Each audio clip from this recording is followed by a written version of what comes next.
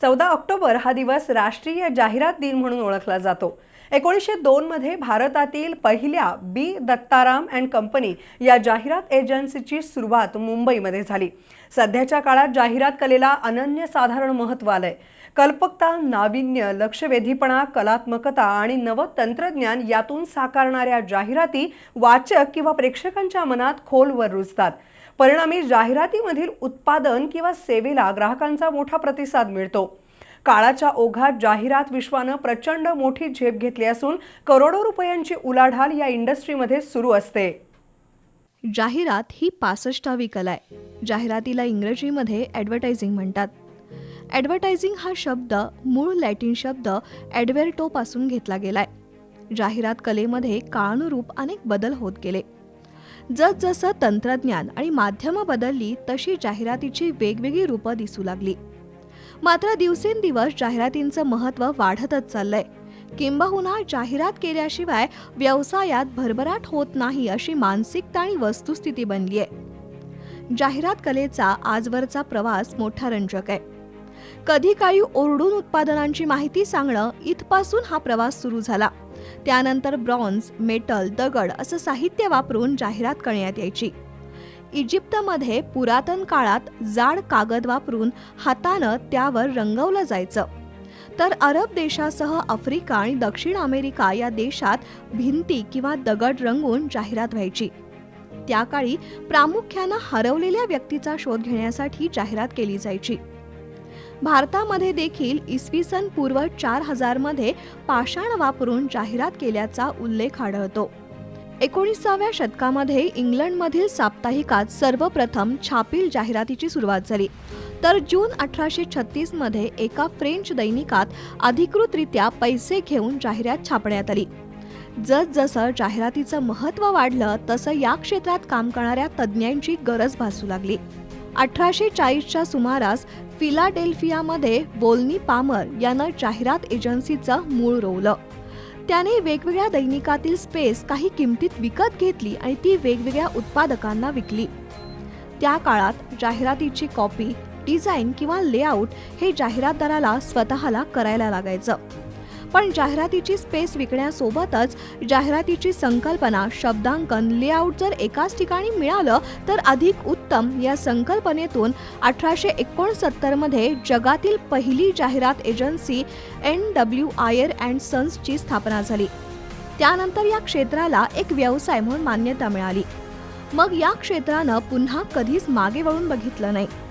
बदलत्या काळानुसार जाहिरातीची माध्यमं बदलली।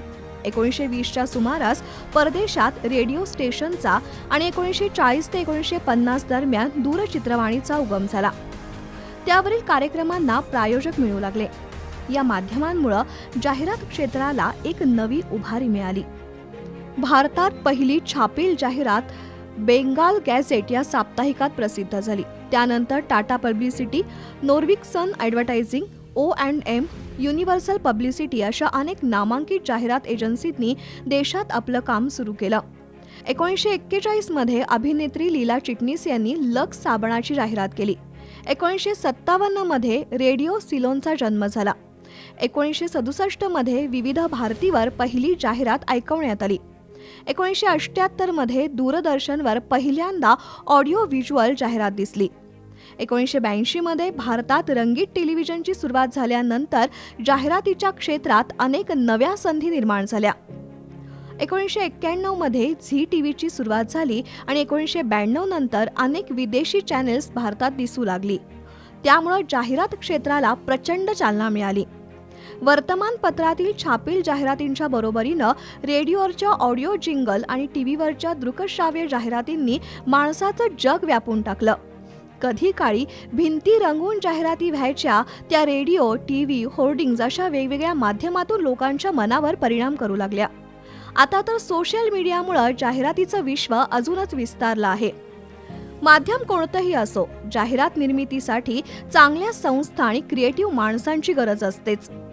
सध्या जाहिरात उद्योगातून अब्जावधी रुपयांची आर्थिक उलाढाल होते आणि लाखो लोकांना रोजगार मिळतोय। दुकान असो किंवा कारखाना, सेवा असो किंवा उत्पादन निर्मिती, निवडणूक असो किंवा सामाजिक उपक्रम, जाहिरातीचा वापर सर्वच क्षेत्रात सुरू आहे. त्यामुळंच प्रत्येक उद्योजक, व्यापारी आपल्या नफ्यातील काही रक्कम जाहिरातीवर खर्च करतात. कारण जाहिरात केली तरच व्यवसाय वाढणार आणि व्यवसाय वाढला तरच भरभराट होणार असं हे समीकरण आहे. त्यामुळे कोल्हापुरात अनेक जाहिरात संस्था अत्यंत कल्पकतेनं काम करतायत. या संस्थांची शिखर संस्था म्हणून ad agencies association of south Maharashtra म्हणजेच आस्मा कार्यरत आहे. नेमक्या शब्दांची निवड, उत्तम संकल्पना, प्रभावी रंगसंगती, लक्षवेधी रचना ही छापील जाहिरातीची मूलभूत गरज आहे. तर कल्पक संकल्पना, उत्तम मॉडेल्स, आधुनिक तंत्रज्ञान आणि प्रभावी पार्श्वसंगीत तसंच ॲनिमेशन, VFX यातून एकापेक्षा एक सरस ऑडिओ व्हिज्युअल जाहिराती बनवल्या जातात. वर्षानुवर्ष लक्षात राहणाऱ्या आणि उत्पादनांना आपल्या दैनंदिन आयुष्याचा भाग बनवणाऱ्या जाहिराती आपण लहानपणापासूनच बघत आलोय. इथून पुढेही जाहिरातींचे हे विश्व अधिक व्यापक आणि मनाचा ठाव घेणारं असेल यात शंका नाही.